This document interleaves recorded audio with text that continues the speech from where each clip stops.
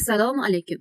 Tushingizda tishingiz tushganini, singanini yoki oppoq yangi tish chiqqanini ko'rib vahimaga tushdingizmi? Shoshilmang. Bu hayotingizdagi ulkan rizq yoki juda jiddiy ogohlantirish belgisidir. Tishlar sizlarni o'tkazib yubormaslik uchun hoziroq kanalimizga obuna bo'ling. Bugun tishda tish ko'rishning eng maxfiy ta'birlarini ochib beramiz.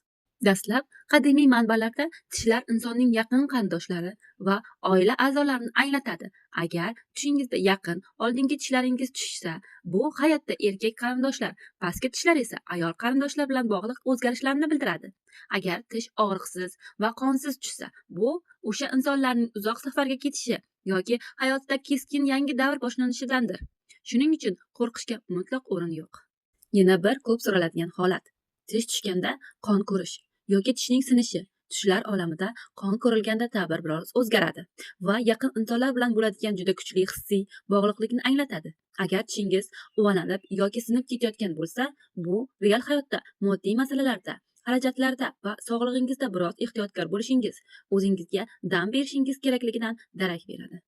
Biroq agar tishingizda eski chirigan tishingiz tushib ketib, o'rniga dahshatli darajada chiroyli va oppoq yangi tish chiqdimi, bu hayotingizdagi barcha qiyinchiliklar tugab, mislsiz boylik va omad davri boshlanganini bildiradi. Qarzlar tugaydi, g'amlar unutiladi. Bu tush yangi biznes boshlash uchun eng to'g'ri yo'lda ekanligingizni bildiradi. Aziz obunachilar, siz oxirgi marta tushingizda qaysi tishingiz tushganini ko'rdingiz? O'z tushingizni hoziroq kommentariyada yozib qoldiring. Biz ularni birgalikda tahlil qilamiz.